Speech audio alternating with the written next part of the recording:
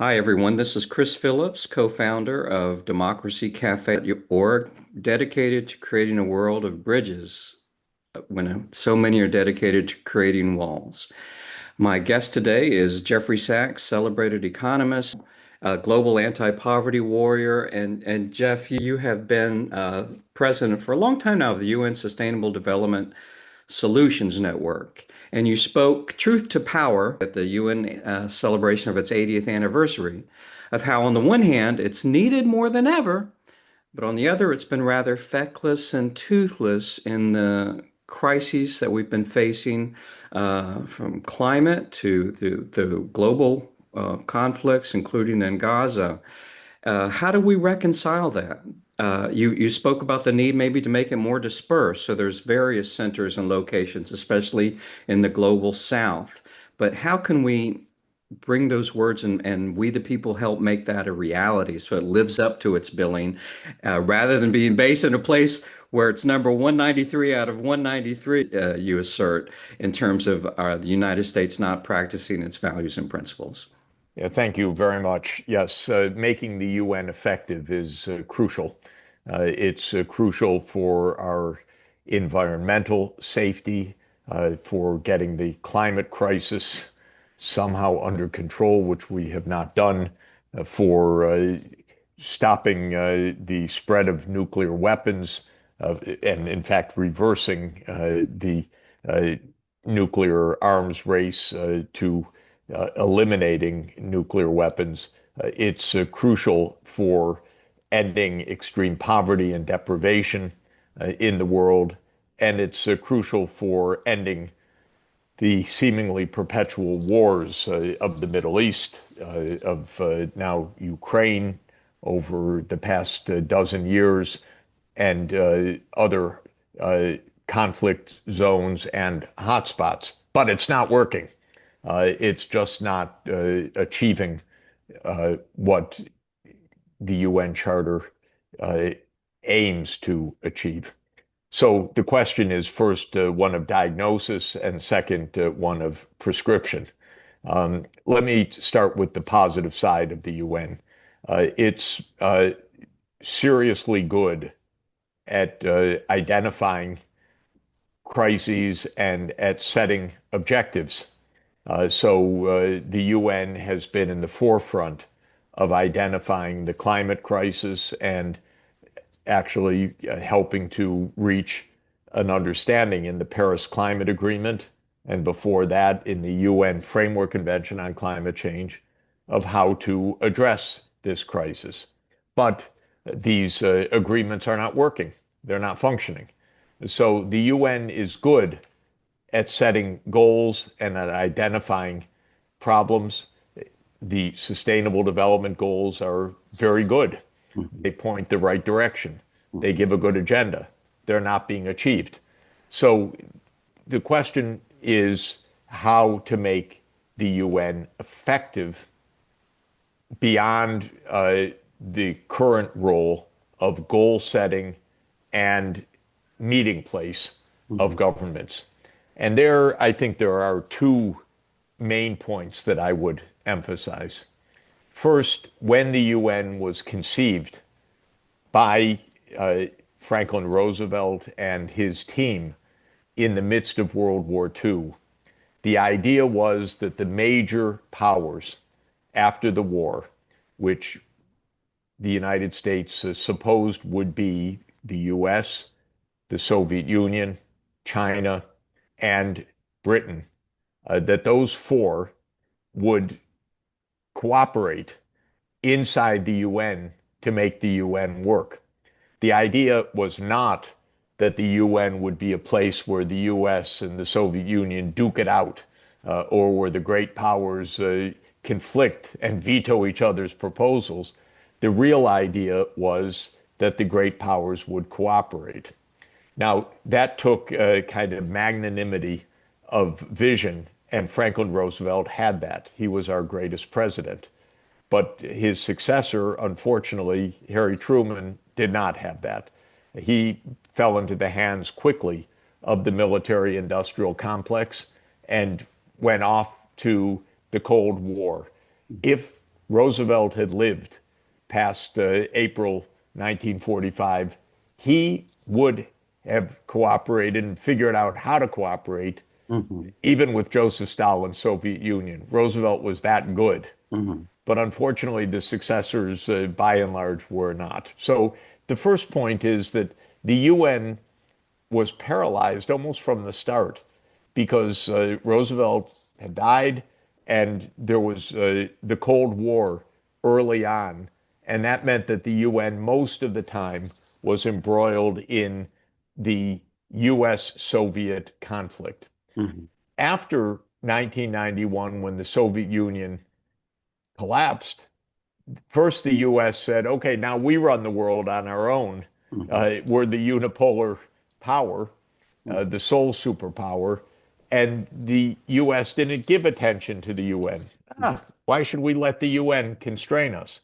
Now that the US realizes, oh, Russia is still strong, Hmm. China is a superpower, and so forth, it's not yet looking back to the UN to make it work. Now Trump is doubling down on national prerogatives, national sovereignty. He Hmm. hates the UN. So this is problem number one, that the great powers did not and still are not cooperating under the UN Charter. The second problem is design and mechanisms. When the UN was created, for example, the environmental crises were not known. They weren't understood. They weren't even on the agenda. Uh, so the UN doesn't have the tools Hmm. actually to implement something like the Paris Climate Agreement. It doesn't have the financing. It works on a shoestring budget Hmm. of about $3 billion a year. Hmm. My city's budget, New York City's budget, is $118 billion a year. It's 40 times the UN budget. Incredible. So the UN works on a shoestring budget, Right. and it doesn't have the means to implement the Hmm. things it needs to do. So all of this, Christopher, to my mind says we need to do two things. One, we actually need to return to cooperation between the major powers. Russia is not an intrinsic enemy of the United States. China is not an intrinsic enemy of the United States. Hmm. And the UN is a mechanism for cooperation among the great powers. It's not something ancillary, insignificant, uh, something to be ignored. It's a tool, an instrument for cooperation. So that's number one. Hmm. Second, the functioning of the UN itself, its main organizations, the fact that there is a lack of a global parliament alongside the General Assembly, which is a representation of nations but not of we the peoples, Hmm. suggests that we need structural upgrading Hmm. of the UN system. And that comes to a part of the UN Charter called Article 109, Hmm. which says that the General Assembly, by a two-thirds vote, can call for a review of the operating procedures of of the UN Charter itself. Hmm. And there's a movement underway, and I support it, to have a new uh, convention to review and upgrade the UN Charter. Wouldn't that be something? Um, so you have written heavily and convincingly on philosopher Immanuel Kant's treatise Toward a Perpetual Peace. He's a cosmopolitan, and he believes that we're all universally connected and all equal. And at the same time, I was recently at my family's island in Niceros, where you were part of a sustainable development conference in the southeast Aegean of Greece. I was in a catamaran, and in the cold cargo section, were huddled together about 100 refugees seeking asylum from Sudan, Bangladesh, stateless. Wow. And I wonder, as pie in the sky as it sounds, what if the UN was not just more dispersed, but what if there was a UN seat for our world's 10 to 15 million stateless who have essentially have no rights? And Kant would argue that until we can't have a civil state without including our are stateless. The UN Refugee Commission, High Commission on Refugees estimates it's 5 million, but only about half the countries take part in that. It's probably closer to 10 to 15 million stateless people. How do we give them a voice? What a ingenious observation you're making, which I've never heard before, and I think it's a very important observation. You know, there are unrepresented or underrepresented groups in the world that need a voice. And to give you an analogy, it's not a substitute, it's an analogy. Uh, Around, I would guess, 10 years ago, I may have the timing wrong, the UN established a forum for indigenous peoples. And this is quite astounding. Of course, it's not yet where it should be, but the fact is that roughly uh, 5% of the world's population at this point are indigenous populations who have lost their power, lost their voice, lost their territory, lost their lands, and are the Native Americans in the United States, the First Nation of Canada, the Orang Asli of Malaysia, the Aborigine populations in Australia, the Maori populations in New Zealand, and so forth. They're all over the world.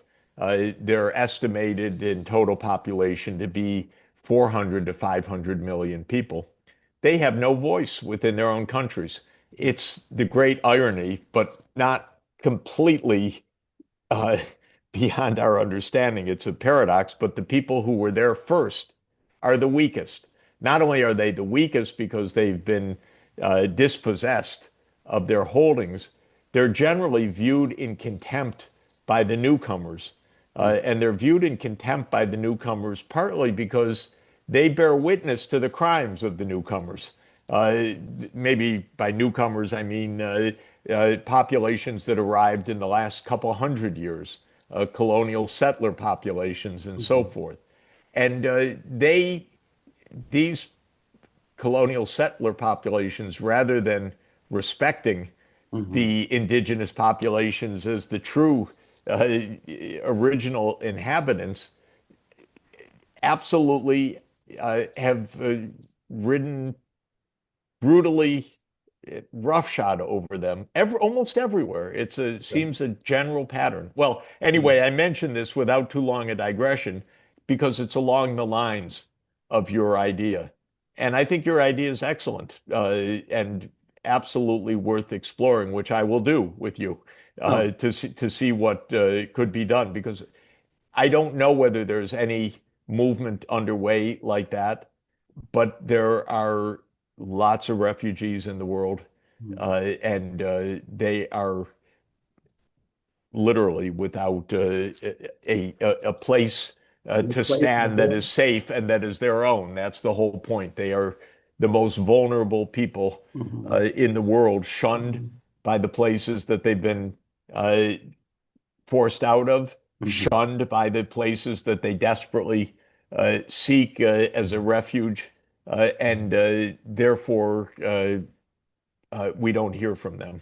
No. My wife, Cecilia, who's co-founder of our nonprofit Democracy Cafe, was a teacher in an indigenous community in Chiapas, Mexico. She speaks a Mayan language. She was there during the Zapatista uprising. And yet they're constantly being run out of their communities for religious and political reasons to this day. It's a ticking time bomb. And like you said, it's something that is happening around the globe. Kant's third definitive article was all about, we can't have a united globe when there are these deliberately marginalized segments, vast numbers of people who have no voice, whether they're seeking asylum elsewhere or they're basically marginalized within their own country. The indigenous in their ejidos in Mexico, where they have no voice and nothing has ever been resolved. And I'm just wondering if the UN can somehow encompass and put a laser focus on this as well. Yes, laser focus. Uh, we have to be clear that we need many foci right now because there are many problems that we better be addressing. Yeah. But I think this is one that you're absolutely right, is urgent. And because of the absolute cruelty Hmm. of the Trump administration towards refugees, for example. Hmm. It has become even more, and in Israel, it's become gravely more urgent. Hmm. Even among my more liberal and progressive friends, and I was used to be a regular on a public radio program until I got booted for arguing that child kind and youth kind need to be included as equals.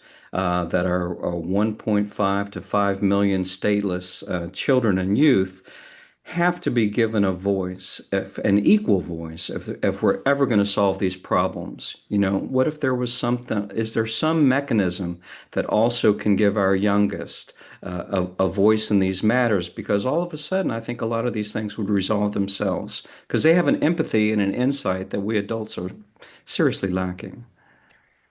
Yeah, we're supposed to be taking care of our children, and we have set many objectives and put many efforts to that. But unfortunately, big power politics and conflict uh, carries the weight of the day and not what is most important. I every day work on, in one way or another, the problem that I find shocking, that hundreds of millions of school-age kids are not in school. How can we uh, how can we treat our children that way? Other people's children. I don't mean our own children either. I mean, how can we treat a generation of Hmm. young children who desperately need education and accept this, or believe that it's unsolvable? Because maybe some people will say, well, yes, Professor Sachs, but those governments don't care. And that's not true. There are many practical obstacles to enabling kids in poor countries to get to school, and nobody thinks very hard about it in the rich countries, believe me. No, and the other problem is in here in the US, which as you said is number 90, 193 at the very bottom rung when it comes to following UN principles. Uh, People are not, parents who are undocumented are not sending their kids to school.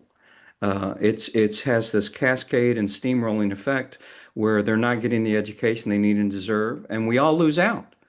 This Kant would argue that we should want for all the children around the world on the other side of the globe what we want for our own children. Until and unless we achieve that sensibility and empathy embraces cosmopolitanism on a local scale that spreads out in myriad ways on grander scales, there's not much hope.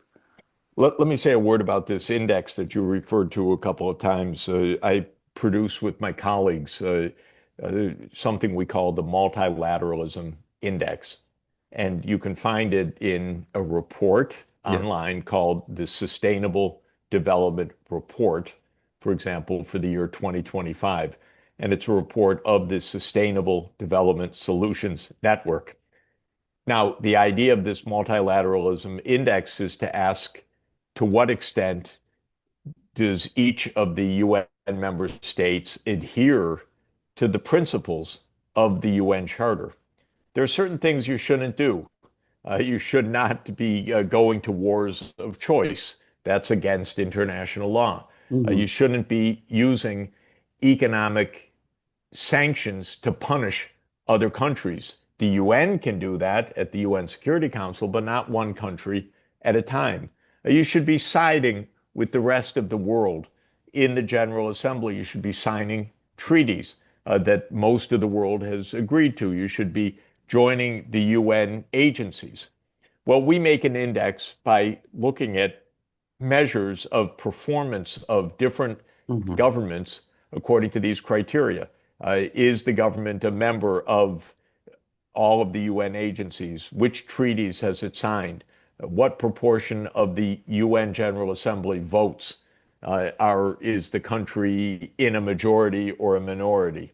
Uh, does the country employ unilateral sanctions. Mhm. Well, unfortunately, the United States stands out as a country that says, we're so powerful, we do what we want, we're sovereign, no one's going to tell us what to do.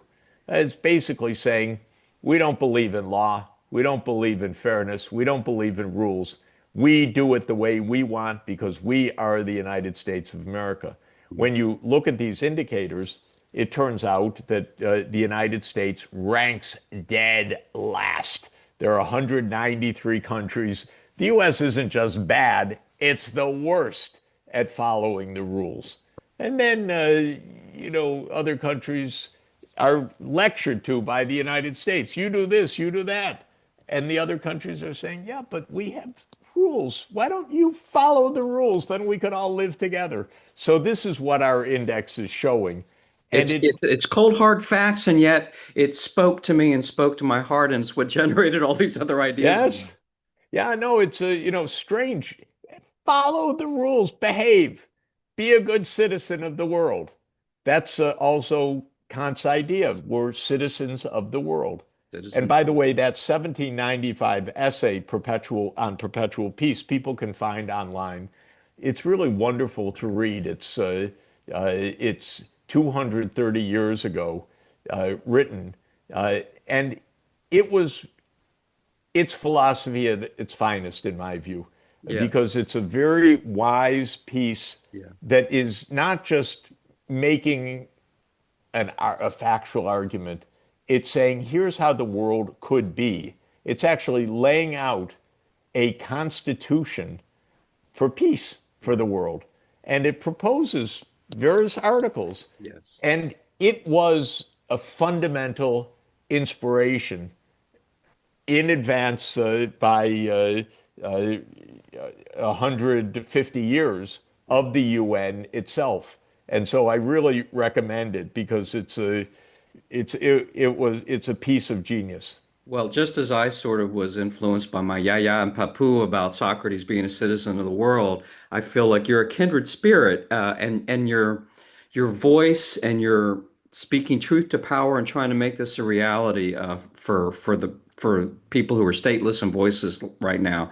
I can see you're being sort of Kant's vessel when it comes to this channeling his treatise toward perpetual peace. Jeff, there's so much more to talk about. I'm so grateful for the gift of your time. We'll But do it again soon. yes, we'll And do it let me again. wish you and everybody listening very happy holidays and a happy new year and a healthy new year Thank you so and a much. peaceful new year. In a peaceful new year. And let's all do what we can to speak truth to power, like Jeffrey Sachs is our model. I try to emulate every day in my own small way what So you kind. keep on a grant. Thank you so much, Jeffrey Sachs. Great to be with you. Thank Thanks. you. Bye Bye bye. bye.